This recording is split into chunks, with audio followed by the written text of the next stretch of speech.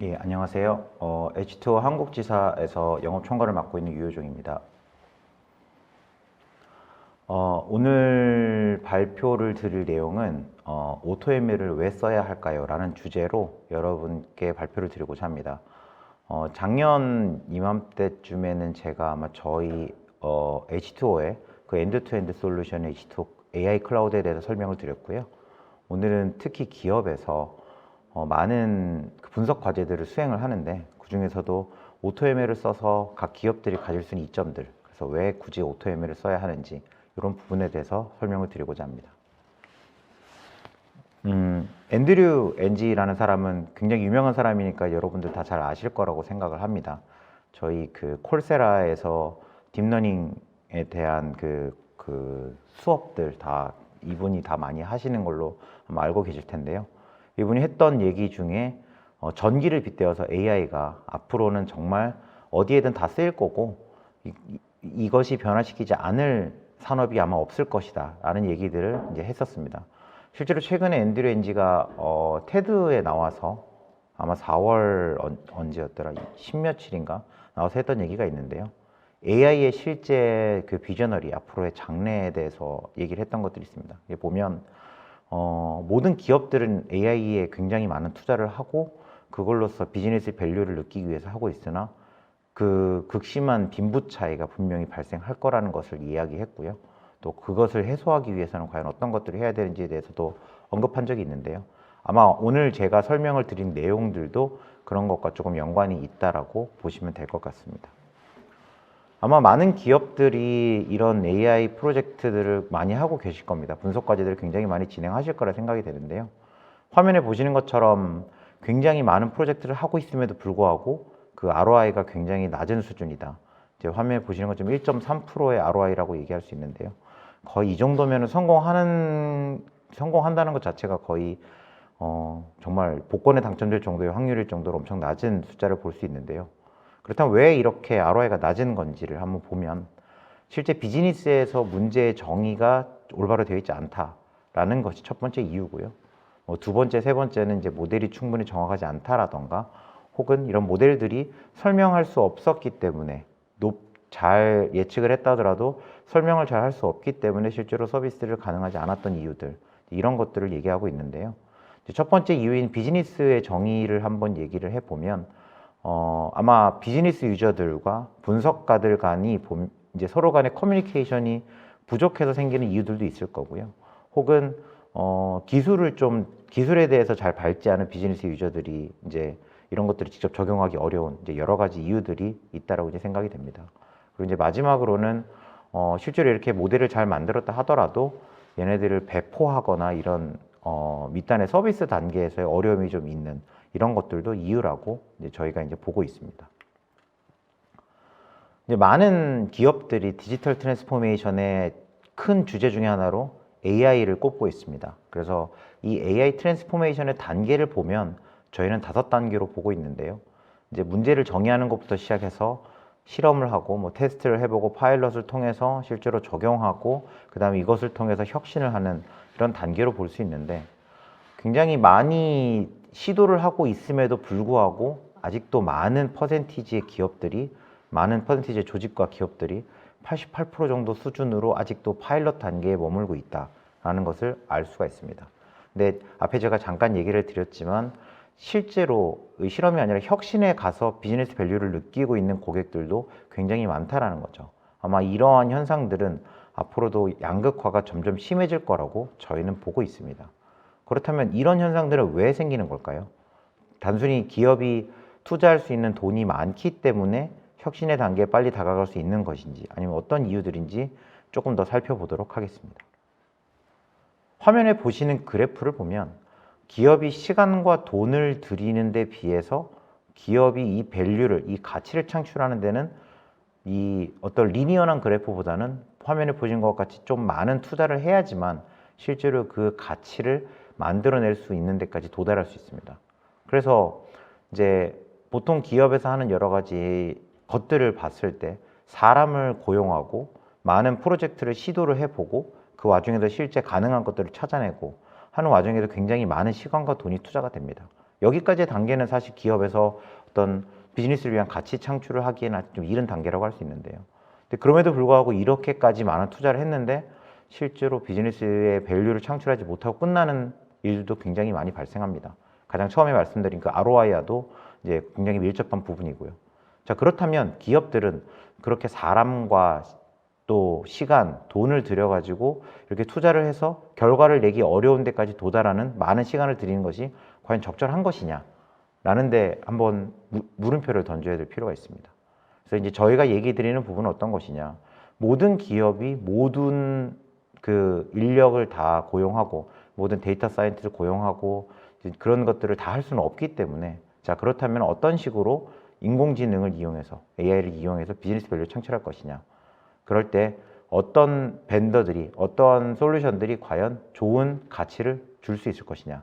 라는 질문을 이제 드리고 싶습니다. 그래서 저희가 이제 얘기를 드리는 것들은 과연 리소스를 투자를 해야 되는 것들은 기업에서 투자를 해야 되는 것들은 직접 그 AI를 만들어내는 그 과정이 아니라 이걸 통해서 비즈니스를 어떻게 만들 것인지에 대해서 더 고민하셔야 되고 AI를 만들기 위한 이런 모델을 만들거나 하는 과정들을 조금 더 잘 하기 위해서 적절한 파트너, 적절한 솔루션을 같이 갈 수 있는 그런 것을 잘 선정하는 것이 훨씬 더 중요하다라고 이제 저희는 보고 있습니다.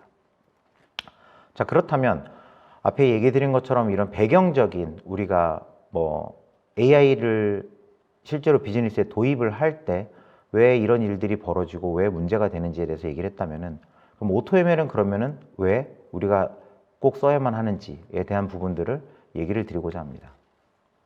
실제로 데이터 사이언티스트들과 이제 저희가 만나는 데이터 사이언티스트 고객들과 이제 얘기를 해보면은 그들에게 필요한 솔루션들이 어떤 것이냐라는 질문을 했을 때 화면에 보이는 것과 같은 기능이나 그런 환경들을 이제 요구를 합니다. 보시는 것과 같이 사용이 쉬워야 할 것이며 당연히 스피드는 빨라야 하고 ROI가 나올 수 있는 그런 솔루션이나 그런 것들 혹은 산업별로 스페시픽하게 잘 적용할 수 있는 케이스들 혹은 어떠한 인프라스트럭처에서도 적용할 수 있는 클라우드든 멀티 클라우드는 혹은 온프레임이 된다 하더라도 다 동작하는 데 문제가 없는 그런 그 인프라 중립성을 가진 솔루션들. 그리고 이제 네 번째로는 Responsible AI라고 하는데요. 이제 업계에서 부르는 몇 가지 용어들이 있더라고요. MLI라고 부르는 곳들도 있고요. 이제 Machine Learning Interpretability라고 하는 곳도 있고 혹은 XLI, Machine Learning Explainable이라고 얘기하는 곳도 있고 이제 여러 단어들인데 중요한 것은 실제로 이렇게 만들어낸 모델들이 이제 리스폰서블 책임감이 있다라고 하는 거는 어떤 의미냐고 하면은 왜 이렇게 예측을 했는지에 대해서 설명을 할 수 있어야 한다는 거죠. 예를 들어 뭐 신용카드 발급에 대한 심사를 머신러닝을 통해서 한다고 했을 때 이 사람이 거절된다라고 하면 왜 거절이 되는 것인지, 뭐 신용 등급 때문인 건지 어떤 것인지, 그러니까 예측을 잘 한다 하더라도 실제 그 사유를 밝혀내지 못한다라고 하면은 엔드 유저에게 서비스를 할 수 없는 모델이 될 테니까요. 그래서 실제 유럽이라던가 뭐 미국에서도 이제 이런 것들을 서비스에 적용할 때 법제적으로 이제 설명을 할 수 있는 그 수단들을 만들어야 된다라고 이제 그 모든 제도들이 이제 변경되고 있는 상황입니다. 아마 이 부분은 뭐 국내에서도 앞으로도 적용이 충분히 될 수 있는 부분이라 보여지고요. 그래서 이제 Responsible AI, 이런 설명 가능한 AI가 굉장히 중요한 부분이라고 저희는 또 보고 있습니다. 그리고 이제 몇 가지 더 덧붙인다면은 목표 지향적인 솔루션, 그리고 또 현대적인 가장 그 하이테크의 기술들이 적용되어 있는 그런 솔루션이었으면 한다라는 것들이 이제 현재 이제 데이터 사이언티스트들의 이제 그 트렌드라고 이제 보시면 될 것 같습니다. 실제 일어나고 있는 현장에서의 문제점들을 보면 데이터 사이언티스트를 굉장히 많이 고용합니다. 큰 기업이든 작은 기업이든 분석가를 많이 고용을 해서 실제 많은 분석 프로젝트들을 시도를 해보고 서비스를 하고자 노력을 하고 있는데요. 그럼에도 불구하고 이 많은 사람들을 운영하고 많은 팀을 운영하는 데는 굉장히 많은 비용과 그리고 그들 간의 팀업을 위해서는 시간이 굉장히 필요하다라는 거죠. 제가 찾아갔던 한 고객사에 문의를 드렸더니 한 20명 정도의 그 분석가를 이제 데리고 있는 팀이었는데요. 이제 팀장이 예를 들어서 분석가에게 어떤 데이터를 주면서 자, 이 문제를 풀어오세요라고 했을 때 20명의 사람이 다 다른 답을 아마 가져올 거라는 거죠. 알고리즘도 다 각자 다른 알고리즘을 선택할 것이고 뭐 튜닝 자체는 다 말할 것도 없을 것이고 하지만 그것들이 가지고 오는 답이 그 분들이 가져오는 답이 과연 맞다 틀리다라고 얘기하기가 굉장히 어려울 겁니다. 기업 입장에서는 뭐 단순히 애큐러시가 높다 그래서 무조건 이 모델이 좋다라고 얘기할 수도 없을 것이고요. 어쨌든 그런 사람들을 운영하는데도 게다가 특히 분석가는 요즘 시장에서 구하기가 굉장히 어려운 상황입니다. 그래서 이 몸값도 굉장히 높은 분석가들을 그 팀을 운영하는 것도 굉장히 어려울 것이고요. 그리고 이렇게 각각 다른 분석가들이 만들어내는 결과와 이런 것들을 각각 다른 방식으로 배포하고 이런 것들을 다른 방식으로 개발해서 만들어 간다고 하면은 과연 관리하는 데브옵스 측면에서는 굉장히 어려움이 있을 수 있겠죠. 물론 모델을 한두 개 정도 운영할 때는 크게 뭐 어려움이 없겠으나 앞으로 이런 것들이 적용되는 분야는 점점점 늘어날 것이고 이 관리를 한 곳에서 일어나야 된다는 것은 어떤 식으로든 필요한 일이 될 겁니다. 그래서 이제 그렇게 배포가 어렵고 실제 서비스 관리가 어려워지는 시점이 놓일 수 있다는 점. 그리고 더 나아가서는 분석가들이 좋은 모델을 만들었다 하더라도 현업에 있는 유저들이 잘 쓸 수 없다라고 하면은 과연 이것은 잘 만들어진 모델이고 비즈니스 밸류를 정말 잘 만들 수 있을 것인가 라고 생각을 해볼 수도 있겠습니다. 자, 그렇다고 하면은 이런 것들을 어떻게 해결할 수 있느냐. 앞에서 얘기했던 많은 분석가들에 대한 고비용들 그리고 획일화되지 않았던 방법으로 인해서 관리에 어려운 부분들을 어떻게 해결할 수 있느냐. 이제 최소한의 리소스로 최대한의 효과를 낼 수 있는 것이 모든 기업이 바라는 방향일 겁니다. 그래서 분석가들이나 혹은 데이터 엔지니어들 그리고 개발자들이 다 같이 사용할 수 있는 원툴 안에서 최소한의 리소스로서 가장 최대한의 결과를 낼 수 있도록 해야 된다라는 부분을 보고 있고요. 또한 그렇게 만들어진 모델들의 배포와 관리 역시도 하나의 창구를 통해서 일어날 수 있도록 그래서 어느 쪽에서 문제가 생기든지 간에 한 번에 관리를 할 수 있는 그런 모니터링 체계를 갖춰야 한다. 그래서 결국은 이런 것들은 현업들과도 같이 빠르게 커뮤니케이션 할 수 있는 창구로서 작동을 해야 한다라고 저희는 보고 있습니다. 그러면 이제 AutoML이라고 얘기를 드렸는데 자, 어떤 일을 하는 것이 과연 그럼 AutoML이냐? 자동의 영역은 대체 어디서 어디까지인 것이냐? 라는 질문들이 아마 생기실 거라 생각을 합니다. 기본적으로 AutoML이라는 용어가 생긴 것은 한 2005년, 6년부터 그 용어는 출발을 했고요. 그래서 물론 저희 H2O는 뭐 나중에 얘기 드리겠지만 오픈소스의 AutoML로서 2012년부터 시작해온 회사입니다. 하지만 상용의 버전의 AutoML이 나온 거는 그렇게 오래되진 않았고요. 그렇다면 이 AutoML은 어디서 어디까지 하는 것이 AutoML이라고 얘기할 수 있겠느냐라고 한다면 데이터를 집어넣었을 때 인간이 해야 되는 데이터 사이언티스트가 해야 되는 영역을 거의 다 자동화한다라고 보면 가장 쉬운 이해가 될 것 같습니다. 이제 화면에 몇몇의 기능들이 나오고 있지만 데이터를 집어넣고 거기에 대한 파이프라인을 정확하게 만들어 줄 수 있고 그리고 비전문가이다 하더라도 내가 이 데이터가 어떤 데이터인지 잘 모르는 것들 하라 하더라도 데이터의 트랜스포밍을 전부 다 자동으로 할 수 있고 알고리즘의 선택이나 혹은 하이퍼 파라미터 튜닝까지도 전부 다 완벽하게 자동적으로 할 수 있는 것이 이제 AutoML의 기본적인 기능이라 볼 수 있겠고요. 요즘은 조금 더 나아가서 이제 AutoML에서 추가적으로 이제 제공하는 기능들도 있습니다. 이런 모델들에 대해서 뭐 소스코드 형태로 제공하는 뿐만 아니라 어떤 문서로서 제공함으로 이 모델이 어떻게 만들어졌는지, 왜 이렇게 만들어졌는지에 대해서 설명할 수 있는 영역들. 이제 분석가들 입장에서는 본인의 어떤 업무 일지를 대신할 수 있는 그런 레포트를 만들어주는 기능도 있고요. 여기서 더 나아가서는 이제 실제로 MLOps까지도 연결될 수 있는 그런 기능들도 포함하고 있는 것이 이제 AutoML이라고 보시면 될 것 같습니다. 그래서 단시간 안에, 그러니까 제공된 시간 안에 그 주어진 데이터 안에서 가장 빠르게 가장 정확한 모델을 만들어주는 것이 AutoML이다라고 보시면 될 것 같습니다.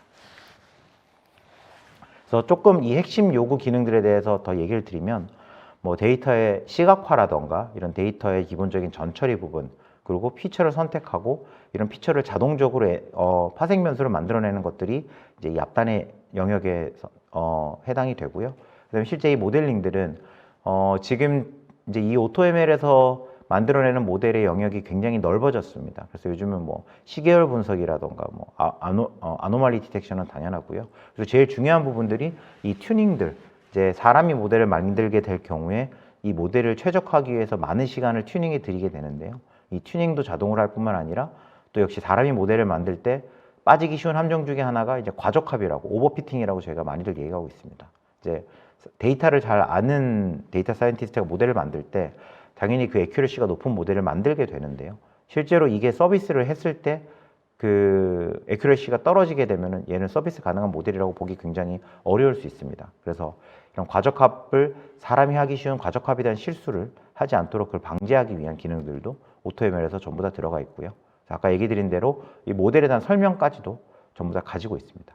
그리고 그 다음으로 이어진다라고 하면은 요즘 시장에서 굉장히 많은 기업들이 찾고 있고 많은 기업들이 하고자 하는 영역이 MLOps입니다. 그게 이제 모델의 상품화 영역이라고 보시면 될 것 같은데요. 이런 모델의 배포, 모델에 대한 관리, 모니터링, 성능에 대한 모니터링, 그리고 모델에 대한 재학습에까지도 이제 오토ML에서 가지고 있는 기능이라고 보시면 될 것 같습니다. 모델의 상품화 쪽을 조금 더 얘기하면 아까 얘기 드렸던 대로 MLOps가 요즘 시장에서 가장 뜨거운 화두 중에 하나고 모든 기업들이 이 AI를 적용하는 유스 케이스들이 점점 늘면서 MLOps에 대해 굉장히 많은 관심을 가지고 있습니다. 앞에 얘기 드린 대로 모델에 대한 배포나 모니터링, 관리, 그리고 문서화, 그리고 모델의 재학습 이런 것들이 MLOps의 기본적인 기능으로 보고 있는데요. 이런 것들 이전에 사실 중요한 부분들이 모델이 과연 충분히 빠른 속도로 내고 있는지, 그러니까 레이턴시, 로우 레이턴시로 동작을 하는지, 그리고 충분히 애큐러시가 높은지, 이제 이런 영역들은 모델이 잘 만들어졌다는 가정하에서 MLOps로 넘어가게 되는 겁니다. 그래서 모델이 잘 만들어진다, 사람이 잘 만들 수 있다, 물론 잘 만들 수 있겠습니다만 제가 앞에서 얘기 드린 대로 과연 오토ML을 써서 만드는 모델이 최적의 시간으로서 가장 최저의 시간으로서 최적의 모델을 만들 수 있다고 하면은 MLOps로 이어질 수 있는 가장 빠른 지름길이 될 수 있다고 저희는 보고 있습니다. 그래서 이런 모델들이 뭐 A/B 테스트를 한다거나 뭐 챔피언 모델 테스트를 한다거나 하는 것들도 다 MLOps의 영역이고 이 모델들은 전부 다 저희가 만든 오토ML에서 만들어진 모델들을 가지고 그 안에서 훨씬 더 빠른 속도로 서비스를 가능하게 한다라고 얘기를 드릴 수가 있을 것 같습니다. 자, 그럼 지금까지 기업들이 AI를 적용하는데 어려움이 어떤 것들이 있었고 그러면 오토ML은 왜 필요했었고에 대해서 얘기를 드렸는데요. 물론 오토ML을 제공하는 오토ML 솔루션을 제공하는 게 저희 회사만 있는 거는 아닙니다. 그럼에도 불구하고 H2O AI가 왜 오토ML의 좋은 솔루션 벤더인지에 대해서 설명을 드리고자 합니다. 제가 이제 다른 데서 설명을 하면 항상 퀴즈를 내는 것 중에 하나가 전 세계 케겔 그랜드 마스터의 인원이 몇 명인지를 항상 물어봅니다. 근데 이제 화면에서 보시는 건 저희가 22명을 가지고 있다라고 저희가 이제 표시를 해놨는데요. 과연 전 세계 케겔 그랜드 마스터가 몇 명이냐고 하면 제가 조금 전에 확인해 보니 251명이 전 세계에 있습니다. 그럼 바꿔 말하면 251명의 케겔 그랜드 마스터가 있는데 그 중에 거의 한 10%에 해당하는 한 9% 정도에 해당하는 인원을 저희가 보유하고 있습니다. 그러니까 이것이 과연 어떤 의미를 가지고 있는지 저희 솔루션의 그 강점과 밀접하게 어떻게 동작을 하는지는 조금 이따 얘기를 드리도록 하겠고요. 그리고 저희는 2012년부터 오픈소스 회사로서 시작을 했습니다. 2012년에 그 오토ML이라는 용어가 정립되지 않은 시장을 대상으로 자동으로 모델을 만들어주고 하이퍼 파라미터 튜닝을 해주는 오픈소스 솔루션으로부터 2012년부터 움직이고 있고요. 지금 그 오픈소스의 인원은 벌써 20만 명이 넘어가고 저희 고객 수도 포춘 500대 기업 중에 저희 H2O 솔루션을 쓰고 있는 고객이 222개 이상으로 집계가 되고 있습니다. 국내에도 지금 제가 계속 많은 고객사를 늘려가고 있는 중이고요. 작년 기준에 매직 쿼드런트이긴 한데요. 제가 뭐 올해 게 아직 안 나와서 그렇긴 한데 두 가지 지표에서 저희가 일단 굉장히 비저너리 쪽에 포지션하고 있는 걸 볼 수 있습니다. 이제 왼쪽에 있는 표를 보시면 클라우드 AI 디벨로퍼 서비스의 항목들이고 오른쪽 위에 있는 항목들을 보시면 마이크로소프트나 뭐 구글, IBM, AWS 이렇게 큰 클라우드 CSP들이 존재를 하고 있고요. 상대적으로 저희가 조금 작은 회사이긴 합니다만 저희도 비저너리 쪽에 포지셔닝 하고 있는 걸 볼 수 있고요. 오른쪽에 있는 MSDL, 이 쿼드런트는 굉장히 오래됐죠. 오래된 쿼드런트인데도 저희가 계속 가장 오른쪽에 있는 비저너리 포지셔닝을 놓치지 않고 있는 것을 볼 수 있습니다. 네, 앞에 얘기 드린 대로 굉장히 많은 고객들, 인더스트리를 가리지 않고 굉장히 많은 고객들이 쓰고 있고요. 사실 저희가 인더스트리 스페시픽하지 않은 이유 중에 제일 큰 것은 물론 금융권 고객사가 제일 많긴 합니다만 고객이 데이터가 준비되어 있다면 모델을 자동으로 만들어드리는 모든 영역을 알아서 하고 있기 때문에 사실 인더스트리에 딱히 국한되어 있지도 않고 현재 저희는 뭐 NLP라던가 그 자연어 분석이라던가 뭐 시계열 분석, 뭐 이미지 분석 이런 부분까지도 전부 다 같이 포함을 하고 있습니다. 그러면 AutoML에 대해서도 얘기를 드렸고 이제 저희 H2.AI에 대해서 얘기를 드렸는데요. 저희 전체 솔루션 스택 기준으로 조금 더 설명을 드려보고자 합니다. 저희가 H2AI 클라우드라는 이름으로 저희 그 전체 솔루션 스택을 가지고 있고요. 크게 세 가지 단계로 저기는 나누어서 이제 설명을 드리고 있습니다. 이제 만들고, 운영하고, 그다음에 혁신하고 이렇게 세 가지 스텝으로 나누어서 얘기 드리는데요. 아마 대략적으로 아마 감이 오실 것 같은데 만들다라고 하는 것은 모델을 만드는 데서 출발을 합니다. 이 모델을 짧은 시간 안에 가장 정확한 모델을 만드는 데서 출발을 하고요. 이 make는, 이 만드는 것은 저희의 드라이버리스 AI라고 하는 AutoML 솔루션에서 출발합니다. 이 솔루션은 데이터 사이언티스트들의 생산성을 늘리기 위해서 가장 필요한 솔루션이라고 보고 있고요. 그 다음에 이렇게 만들어진 모델들을 운영을 하는 것을 저희가 가지고 있는 MLOps 영역에서 처리를 하고 있습니다. 저희 MLOps에서는 이제 만들어진 모델들에 대해서 성능을 테스트하고 실제로 애들이 재학습이 필요한지 드리프팅이 일어나지 않는지 이런 것들을 모니터링하고 매니지먼트하는 솔루션이 이제 저희 MLOps이고요. 이제 그 다음 영역이 실제로 혁신하는 단계인데요. 아마 요거는 다른 쪽에서 아마 보시지 못한 영역일 거고, 요거는 실제 만든 모델들을 가지고 빠르게 어플리케이션을 만들 수 있는 저희 개발 툴킷을 제공합니다. 그래서 그 환경 자체를 제공함으로써 고객사 안에 여러 가지 유스 케이스들을 어플리케이션 형태로 내재화해서 계속 쌓아나갈 수 있는 그런 형태로 저희가 앱스토어라고 불리고 있는 그런 솔루션으로 제공을 하고 있습니다. 이 AI 클라우드의 전체 흐름을 보면 앞에 얘기 드렸던 기능들을 포함을 하고 있습니다. 이제 만든다라고 하는 것은 피처 트랜스포밍에서부터 시작해서 이제 AutoML의 그 자연어 분석이라든가 혹은 컴퓨터 비전 그리고 시계열 분석 이런 영역들도 다 포함을 하고 있고요. 앞에서 제가 이제 중요하다고 얘기 드렸던 이런 데이터 사이언티스트들이 솔루션을 고려할 때 중요한 부분 중에 하나가 이 설명이 가능한 AI라고 하는 이 부분입니다. 이제 아무리 예측을 잘 한다 하더라도 얘가 정확하게 설명할 수 없다라고 하면은 얘는 아마 쓰이지 못할 모델로 남고 말 텐데요.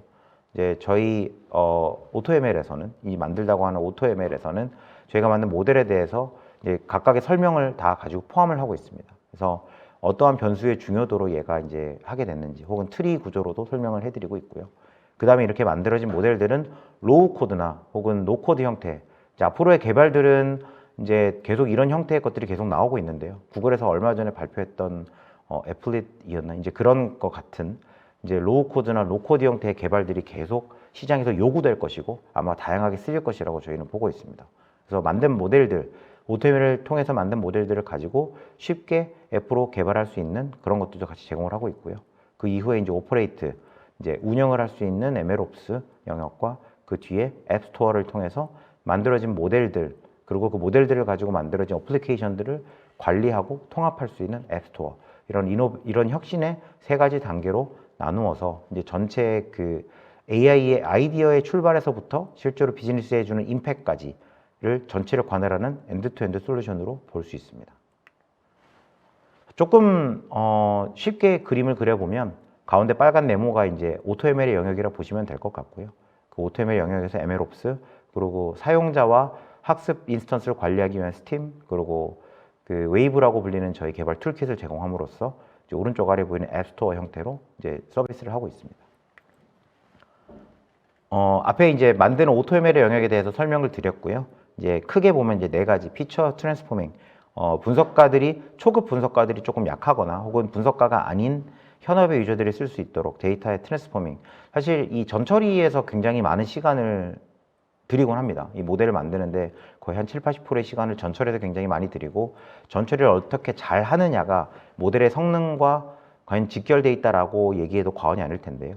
그 중에서도 물론 고급의 DS들이 쓸 수 있는 그런 라이브 코드 형태의 전처리도 가능하고 혹은 초급자 DS라던가 혹은 DS의 경험이 좀 부족하신 분들을 위해서도 자동으로 데이터들을 트랜스포밍 해주는 기능을 다 내재하고 있습니다. 그래서 지금 이제 저희 비지도 학습 알고리즘도 다 이제 포함을 하고 있고요. 오픈소스 패키지의 알고리즘은 거의 다 포함을 하고 있고 저희 이제 매뉴얼이 지금 한글로 다 되어 있습니다. 그래서 닥스 H2O 저희 홈페이지에 그 문서 쪽에 가면은 한글로 번역되어 있는 그 설명서를 보실 수 있고요. 그 설명서에 보면 조금 더 자세한 내용들을 확인해 보실 수가 있을 겁니다. 그리고 아까 얘기 드렸던 설명 가능한 AI, 그리고 로우 코드 형태의 앱을 개발하는 이런 것들이 이제 메이크, 저희 만들다 영역에 이제 포함된다고 보시면 될 것 같고요. 그 다음에 이제 오퍼레이팅은 MLOps의 영역에 해당될 거고, 단순히 AutoML에서 만들어진 모델만 관리하는 것이 아니라 아마 사람이 별도로 만들어내는 파이프라인도 분명히 있을 겁니다. 이제 팀에서 만들어내는, 분석가 팀에서 만들어내는 그런 모델들도 같이 관리할 수 있도록 MLOps에서 다 기능을 지원하고 있고요. 그래서 뭐 오토 사이클런이나 혹은 뭐 그냥 일반의 뭐 파이썬 모델들, 파이썬으로 만든 그런 모델들도 저희 MLOps에서 지원을 하고 있고요. 그리고 또 중요한 부분 중에 하나가 이제 많은 문의를 하는 고객들의 첫 번째 질문 중에 하나가 온프렘에서 동작하는 질문을 굉장히 많이 물어보십니다. 예, 저희는 온프렘에서도 완벽하게 동작하는 솔루션이라 보시면 될 것 같고요. 아마 이게 뭐 지금 저희 망분리나 뭐 이런 것들에도 관련이 있고 뭐 데이터의 민감도 여러 가지 다 얽혀 있는 문제들이긴 한데요. 최근에 이제 클라우드로 조금 사용할 수 있도록 열어주는 것들이 아마 뭐 법으로 바뀌고 이제 그렇게 되고 있는 것 같은데요. 그럼에도 불구하고 온프렘에서 사용하던 것들을 뭐 클라우드로 가져가실 수도 있을 거고, 그러니까 두 개의 어떤 환경에서도 동작할 수 있는 그런 중립적인 솔루션이라고 보시면 될 것 같습니다. 이제 혁신의 단계에서는 실제로 저희가 이미 만들어 놓은 어플리케이션들도 있고요. 인더스트리별로 만들어 놓은 어플리케이션도 이미 존재하고요. 그리고 혹은 유저가 직접 만들고 싶은 어플리케이션을 앱스토어에 등록함으로써 이게 여기서 말하는 앱스토어라는 건 공개적인 앱스토어는 아니고 각 사내별로, 각 회사별로 자체적으로 구축하는 앱스토어라고 보시면 될 것 같습니다. 그래서 저희가 이미 만들어 놓은 그 어플리케이션 형태에다가 데이터만 바꿔서 바로 사용을 하실 수도 있을 거고요. 예를 들면 저희가 만들었던 항공기 엔진을 가지고 아마 작년에 제가 데모를 보여드렸던 것 같은데요. 항공기 엔진을 가지고 만든 대시보드와 거기에 대한 예측하고 이제 걔네들이 언제 문제가 생길지 그 예방 정비를 하기 위한 앱이 있다라고 하면은 사실 내용만 바꾸면은 굉장히 응용할 수 있는 영역들이 많습니다. 이제 그런 것들을 예를 들어 통신사에서 기지국에 대한 예방 정비로 바꿀 수 있다던가 혹은 여러 가지 다른 방법들을 쓸 수 있다라는 거죠. 그래서 저희가 이미 만들어 놓은 어플리케이션에서 데이터만 바꿔서 바로 쓸 수도 있고, 혹은 직접 만드신 오토ML을 통해서 직접 만드신 혹은 매뉴얼로 만드신 파이프라인들을 어플리케이션으로 만든 후에 걔네들을 이제 그 앱스토어 안에서 적용해서 관리를 해나갈 수 있다. 이렇게 보시면 될 것 같습니다. 저희가 프리 트라이얼을 제공하고 있습니다. 저희 홈페이지에 가서 보시면 신청하는 란이 있고요. 거기서 프리 트라이얼 신청하시면은 90일 동안 저희 오토ML을 포함해서 화면에 보시는 것처럼 각각의 어플리케이션들, 앱스토어에 들어있는 각각의 데모 버전의 앱스토어들을 직접 경험을 해보실 수 있습니다. 그러면 이제 지금 화면에 보이는 건 뭐 하이드로겐 터치라고 저희가 최근에 발표한 이제 딥러닝의 문제들을 자동으로 해주는 어플리케이션도 경험해 보실 수 있고요. 혹은 뭐 드라이버레스 AI를 기존의 형태의 UI가 아니라 다른 형태의 UI를 쓴다거나, 혹은 뭐 OCR 영역들, 저희가 document.ai라고 하는 또 별도의 솔루션도 가지고 있거든요. 그래서 그런 다양한 솔루션들을 직접 경험을 해보실 수 있습니다. 그래서 이런 프리 트라이얼이 궁금하시면은 홈페이지에 가서 신청을 해보시면 되고요. 혹은 별도의 문의가 있으면 저에게 따로 연락을 주시면 상세하게 가이드를 드릴 수도 있습니다. 그래서 정리를 하자면 실제 앞에 처음에 시작할 때 얘기 드렸던 ROI가 제일 중요한 부분입니다. 기업에서는 어쨌든 투자를 함으로써 비즈니스의 밸류를 만들어내는 것이, 그리고 이윤을 극대화하는 것이 이제 모든 기업의 목적이고 이제 가장 중요한 이유이기도 한데요. 모델을 만들어서 실제 서비스 할 때까지 정말 짧은 시간에 한다 하더라도 6개월에서 9개월은 최소 걸린다고 평균적으로 저희는 보고 있습니다. 이제 파일럿으로 어떤 분석 과제가 들어가면 보통 한 3달에서 6달을 볼 거고, 실제 개발해서 서비스까지 가는 데는 더 많은 시간이 걸리게 되니까요. 하지만 실제로 저희 뭐 다른 SI나 저희 파트너사하고 해본 결과 이런 9개월의 시간이 걸리는 것이 아니라 짧은 시간 안에 모델을 만들고 그 솔루션 안에서 빠르게 배포하고 실제로 적용하는 데 걸리는 시간은 단 2주밖에 걸리지 않습니다. 그래서 다른 경쟁사보다 혹은 그 어느 누구보다 먼저 빠르게 이런 데이터들을 적용해서 만들어서 배포해서 서비스할 수 있는, 이제 그러기에 가장 최적의 솔루션이라고 저희는 생각하고 있습니다. 데이터는 팀스포즈라는 얘기를 많이 합니다. 저희의 엔드투엔드 솔루션 안에서 단순히 데이터 사이언티스트뿐만이 아니라 뭐 개발자라든가 혹은 데브옵스에 있는 분들, 혹은 더 나아가서는 비즈니스 유저들, 그리고 엔드 유저들까지도 다 같이 이 솔루션 안에서 다 같이 밸류를 느낄 수 있는 그러한 솔루션이라고 저희는 보고 있고요.